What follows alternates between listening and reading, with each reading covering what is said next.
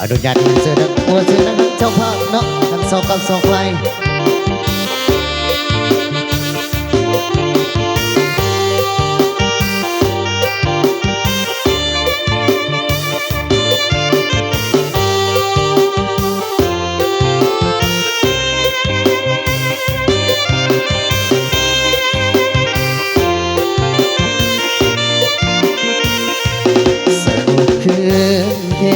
เสียงเพลงบรรเลงแววมาโอ้เสือหัวหน้าเข้ามาสุขสันต์หันษาลำวงเลยเปิดปฐมมาเลยแล้วนะขอเสือหัวหน้าเข้ามาลำวงสามัคคี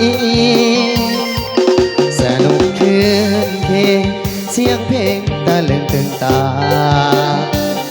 พอเปลี่ยนจังหวะธรรมดาเราเฮาสุขสันต์คนไปเป็นคู่บ่าวสาวเคียงคู่กั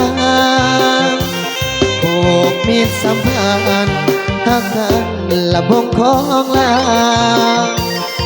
แทนก่อนด้วยนะตามแปลว่าของลาวยามลาเดเจ้าสาวลาวเฮาเคยสุขสันต์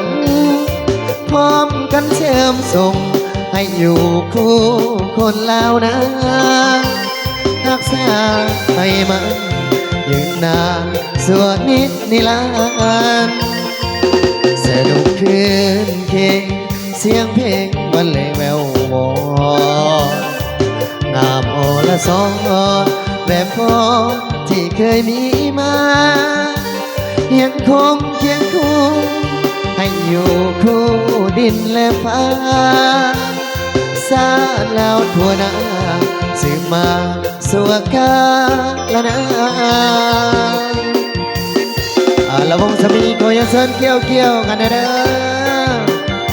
เกี่ยวเอาโศกเอาสายโศกมารับรวยกันแล้วกันเด้อ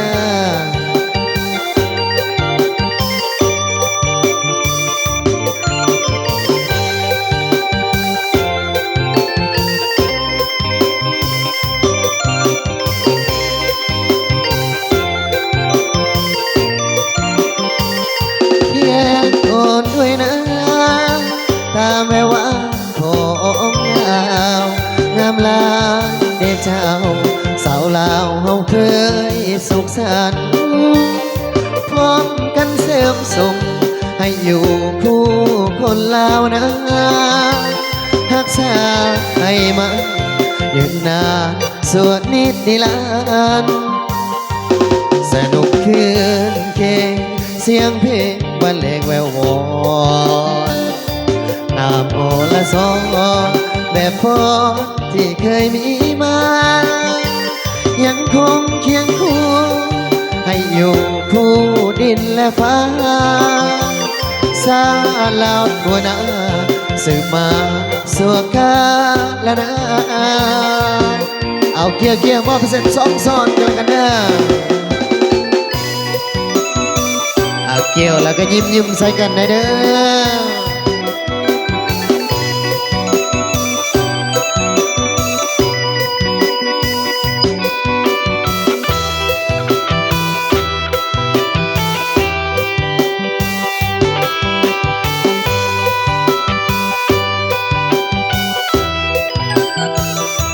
ขึ้นโดดโดยสารจากปากเส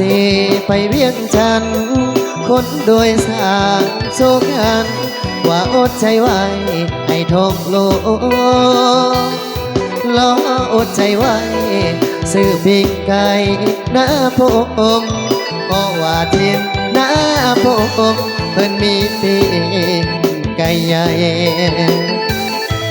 เมื่อได้มาเห็นเพียงครั้งเดียวก็ลุ่มหลงน้องสาวงามหน้าพงจินเมืองคงประทับใจเลยจบทงส่งตกลงซื้อปิ้งไก่ยินแต่เพิ่นกล่าวไว้เป็นคำของใส่กันปิ้งไก่หน้าผม แก้มกับเหล้าขาวเมืองคงเมาแล้วก็คงสาวพรลำวงสารวันเป็นกันเองสาวาอยากเองใจกันพรจังว่าสารวันอายต้องยกขึ้นยกโลกถ้าหากได้ฟังเสียงลำทำนองสารวันต้องวิ่งบอนนอนพันเครื่องบันบอนตอนโยลงงานบุญเดือนสี่ไปห่วมเบิ่งตีลำวงต้องได้ยกขึ้นโยลงกับสาวนาพงตินสารวันเอาอย่าเสิร์ฟเกี่ยวกันอีกทีนึงพี่น้องเกี่ยวลายรับรวยลายกันอะไรกันเด้อพิเศษขอบใจมาเลยน้ำใจทั้งใหญ่ๆเอาเด้อรับรวยกันอะไรกันเนาะ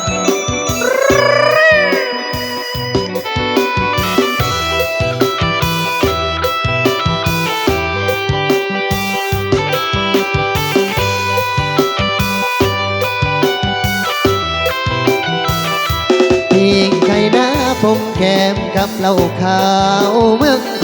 งเมาแล้วก็คงสาวพรลำวงสา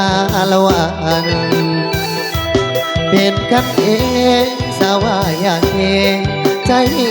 กันพรจังว่าสารวัน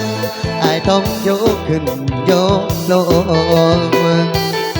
ถ้าหากได้ฟังเสียงลำทำนองสารวันต้องวิ่งบอ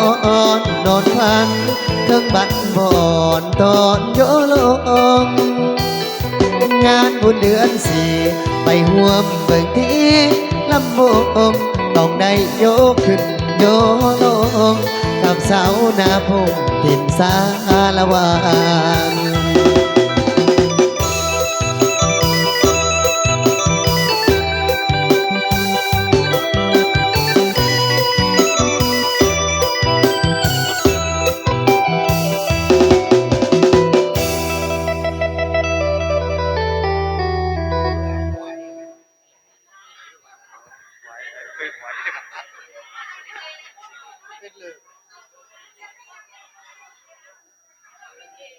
ก็แสดงความขอบใจทั้งเจ้าภาพทั้งสองกรรมสองไฟก็ขอให้อยู่ดีมีแหงสุขมาร่ำรวยเด้อสันเดย์สุขภาพ